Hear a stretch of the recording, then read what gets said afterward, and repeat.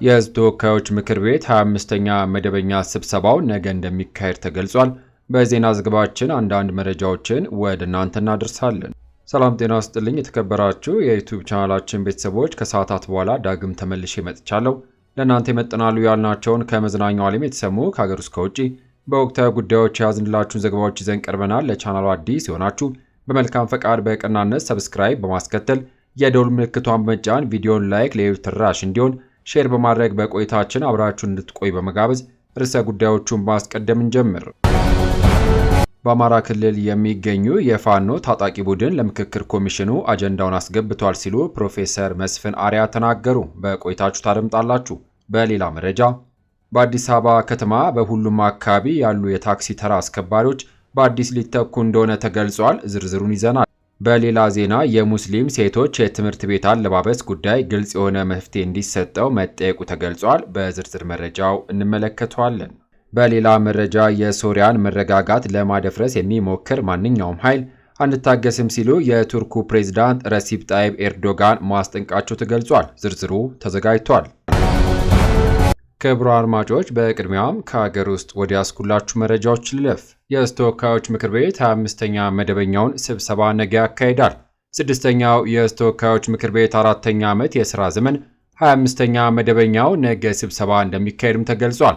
ምክር ቤቱ በ25 መደበኛ ስብሰባው የመገናኛ ብዙሃን አዋጅን ለማሻሻል የቀረበ ረቂቅ አዋጅን አስመልክቶ የዲሞክራሲ ጉዳዮች ቋሚ ኮሚቴ የሚያቀርበው ሪፖርትና የውሳኔ ሐሳብ መርምሮ አዋጁን እንደሚያጸድቅም ይጠበቃል። በተጨማሪም የተቀናጀ የውሃ ሀብት አስተዳደር ማስፈጸሚያ የተፋሰሶች ምክር ቤት ማቋቋሚያ ረቂቅ አዋጅን አስመልክቶ የውሃ መስኖና ቆላማ አካባቢዎችና አካባቢ ልማት ጉዳዮች ቋሚ ኮሚቴ የሚያቀርበው ሪፖርትና የውሳኔ ሐሳብ መርምሮ አዋጁን ያጸድቃል ተብሎ እንደሚጠበቅ ከምክር ቤቱ ያገኘነው መረጃ ያመላክታል። በሌላ ዜና በአማራ ክልል የሚገኙ የፋኖ ታጣቂ ቡድን ለምክክር ኮሚሽኑ አጀንዳውን አስገብቷል ሲሉ ፕሮፌሰር መስፍን አርአያ ተናገሩ። በአማራ ክልል የሚገኙ ታጣቂ ቡድን ባሳለፍነው ሳምንት አጀንዳውን ለምክክር ኮሚሽኑ አስገብቷል ሲሉ የሀገራዊ ምክክር ኮሚሽን ዋና ኮሚሽነር ፕሮፌሰር መስፍን አርአያ ተናግረዋል። ይሁንና አጀንዳውን ለኮሚሽኑ ያስገባው ቡድን ማን ነው ተብሎ ከፋና ሚዲያ ኮርፖሬሽን ለቀረበላቸው ጥያቄ ዋና ኮሚሽነሩ በሰጡት ምላሽ ማንነቱን መግለጽ የምንችለው ቡድኑ ፈቃዱን ሲሰጠን ብቻ ነው ሲሉ መልስ ሰጥተዋል። አሁንም የታጣቂ ኃይሎች አጀንዳቸውን በወኪሎቻቸው አማካኝነት ማቅረብ እንደሚችሉና ኮሚሽኑ አጀንዳቸውን ለመቀበል ዝግጁ መሆኑን አረጋግጠዋል። የኢትዮጵያ ሀገራዊ ምክክር ኮሚሽን በአማራ ክልል ከመጋቢት 27 ቀን ጀምሮ 2017 ዓ.ም በባህር ዳር ከተማ ሲያካሄድ የቆየውን የአጀንዳ ማሰባሰብ የምክክር መድረክ ሚያዝያ 4 ቀን 2017 ዓ.ም ማጠናቀቁ ይታወሳል። ይሁንና በሂደቱ የፖለቲካ ፓርቲዎች፣ የመንግስት አስፈጻሚ አካላት፣ የተጽዕኖ ፈጣሪ ግለሰቦች፣ የማህበረሰብ ወኪሎች እንዲሁም የልዩ ልዩ ተቋማትና ማህበራት ተወካዮች መሳተፋቸውም ይታወሳል። በሌላ ዜና በአዲስ አበባ ከተማ በሁሉም አካባቢዎች ያሉ የታክሲ ተራ አስከባሪዎች በአዲስ ሊተኩ እንደሆነ ተገለጸ። ይሁንና ከዚህ በፊት በስራው የተሰማሩ ወጣቶች ወዴት እንደምንሄድ አናውቅም ሲሉም ተናግረዋል። በየሁለት ዓመቱ መተካት ግዴታ ነው። የአዲስ አበባ ከተማ ስራና ክህሎት ቢሮ የእኛ ስራ ተደራጅቶ የመጣልንን ወጣት መመደብ ብቻ ነው ሲልም አስታውቋል። የአዲስ አበባ ከተማ ትራንስፖርት ቢሮ በአዲስ አበባ ከተማ በሁሉም አካባቢዎች የታክሲ መጫኛና ማውረጃ ስፍራዎች ላይ የተሰማሩ በሺዎች የሚቆጠሩ ተራ አስከባሪዎች በሌሎች በተደራጁ ወጣቶች እንደሚተኩም አስታውቋል። ይሁንና በከተማ አስተዳደሩ ስር በየወረዳቸው በጥቃቅንና አነስተኛ ዘርፍ ከ2003 ዓ.ም ጀምሮ በመደራጀት ላለፉት 24 ዓመታት በታክሲ ተራ ማስከበር ሥራ የተሰማሩ ወጣቶች ለሪፖርተር እንደገለጹት ከዘርፉ በመውጣት ሽግግር ለማድረግ መስማማታቸውን ለየወረዳቸው እንዲያሳውቁ የተለያየ ቀነ ገደብ እንደተሰጣቸውም አስታውቀዋል። ዘገባው የሪፖርተር ነው። በሌላ መረጃ የሙስሊም ሴቶች የትምህርት ቤት አለባበስ ጉዳይ ግልጽ የሆነ መፍትሄ እንዲሰጠው ተጠየቀ። የሙስሊም ሴቶች የትምህርት ቤት አለባበስ ጉዳይ ግልጽ የሆነ መፍትሄ እንዲሰጠው በፓርላማ አባላት ጥያቄ ቀርቧል። የትምህርት ሚኒስቴር በበኩሉ በትምህርት ቤት ኒቃብ ለብሶ መገኘት ፖሊሲው አይፈቅድምም ብሏል። የሙስሊም ሴት ተማሪዎች አለባበስ ጉዳይ መፍትሄ እስካላገኘ ድረስ እኛ መጠየቅ አይሰለቸንም፣ እናንተ ጥያቄያችሁ አይሰለቻችሁም ወይ ሲሉ የምክር ቤቱ አባሉ የትምህርት ሚኒስቴርን ጠይቋል። ይሁንና ትምህርት ሚኒስቴር ዶክተር ብርሃኑ ነጋ የኢትዮጵያ ሕግና ደንቦች በዚህ ጉዳይ ላይ የወጡ ሂጃብ ለብሶ ትምህርት መማርን የሚከለክሉ አይደሉም፣ ኒቃብ ግን አይፈቀድምም ብለዋል። በሌላ መረጃ ትምህርት ከፖለቲካ መጠቀሚያነት ነፃ መሆን አለበት ሲሉ ፕሮፌሰር ብርሃኑ ነጋ ተናገሩ። የትምህርት ዘርፉ ከፖለቲካ መጠቀሚያነት ነፃ ሆኖ ለትምህርት ዓላማ ብቻ መዋል እንዳለበት የትምህርት ሚኒስቴሩ ፕሮፌሰር ብርሃኑ ነጋ ጥሪን አቅርበዋል።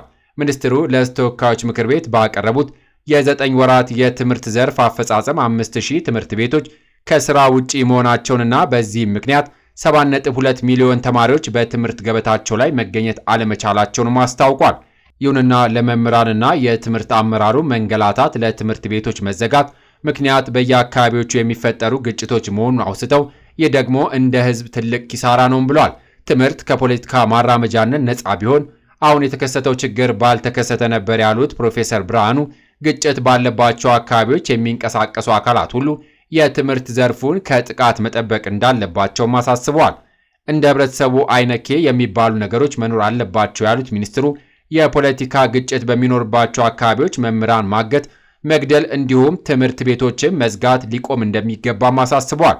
ይሁን እንጂ ስለ መምህራን ደሞዝና ማበረታቻ በምክር ቤቱ አባላት ጥያቄ የተነሳላቸው ፕሮፌሰር ብርሃኑ የመምህራን ደሞዝ ለማሻሻል ያልተቻለው አጠቃላይ ባለው በሲቪል ሰርቪስ አሰራር ምክንያት እንደሆነና ይህም ሆነ በተቻለ መጠን መምህራን ተጠቃሚ የሚሆኑበት ዘዴን ለመፍጠር እየተሰራ ነው ብሏል። በመሆኑ መምህርነትን የተከበረ ሙያ ማድረግም ምንም አጠያቂ እንደማይሆን አውስተው ለዚህ ደግሞ መምህራን ለልጆቻቸው ምን እንደሚያበሉ የሚጨነቁበት ደረጃ ላይ እንዳይወድቁ የተለያዩ ማትጊያ ስራዎችን ለመዘርጋት ጥረት እየተደረገ መሆኑንም ጠቁመዋል። ይሁን እንጂ አሁን ወደ ፍጻሜው እየደረሰ ያለውን የመምህራን ባንክ ለመመስረት የተፈለገውን መምህራን ቢያንስ መሰረታዊ የሆነውን የመኖሪያ ቤት እንዲያገኙ ለመደገፍ ታልሞ እንደሆነም ሚኒስትሩ ገልጸዋል። ክቡራን አድማጮች፣ ከውጪ የሶሪያ መረጋጋት ለማደፍረስ የሚሞክርን ማንኛውም ኃይል አንታገስም ሲሉ የቱርክ ፕሬዝዳንት ረሲፕ ጣይብ ኤርዶጋን ማስጠንቀቃቸው ተገለጸ። የቱርኩ ፕሬዝዳንት ረሲፕ ጣይብ ኤርዶጋን የሶሪያ መረጋጋት ለማደፍረስ የሚሞክር የትኛውም ወገን ከሶሪያ መንግስት ጎን ለጎን ከፊት ለፊቱ ይገናኛል ሲሉም ተናግረዋል። ይሁንና ለረጅም ዓመታት የሶሪያ መንበረ ስልጣን ይዞ ሲያስተዳድር የነበረው የበሽር አልአሳድ አገዛዝ ተገርስሶ በአህመድ አሸርአ የሚመራ አዲስ መንግስት ሶሪያን ከተቆጣጠረም በኋላ የቱርክና የሶሪያ ግንኙነት ከጊዜ ወደ ጊዜ እየተሻሻለ መምጣቱም ተናግረዋል።